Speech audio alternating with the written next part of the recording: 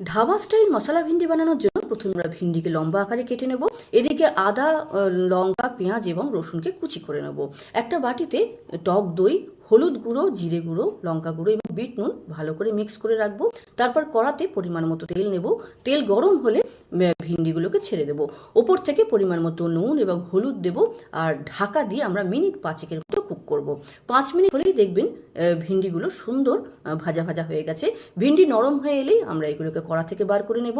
আর কড়াতে যে তেলটা থাকবে তাতে জিরে এবং হিং ফোড়ন দেব, এবং তারপরে পেঁয়াজটা ছেড়ে দেবো। পেঁয়াজটা একটু ভাজা ভাজা হয়ে এলেই আদা, রসুন এবং লঙ্কা কুচি দিয়ে দেবো, আর তারপরে দেব টমেটোর পেস্ট। তাতে পরিমাণ মতো নুন মেশাবো। টমেটোটাকে একটু কষে নেওয়ার পরে আমরা দইয়ের মিশ্রণটা দিয়ে দেবো। তারপরে মশলাটাকে কিন্তু ভালো করে কষিয়ে নিতে হবে। মশলা যখন সম্পূর্ণ রেডি হয়ে যাবে তখন আমরা ওপর থেকে ভাজা ভিন্ডিটা দিয়ে দেবো। তারপরে 5 মিনিটের মতো আমরা ঢাকা দিয়ে কুক করব। ওপর থেকে ধনেপাতা ছড়িয়ে আমরা ভাত, রুটি, পরোটার সঙ্গে পরিবেশন করব।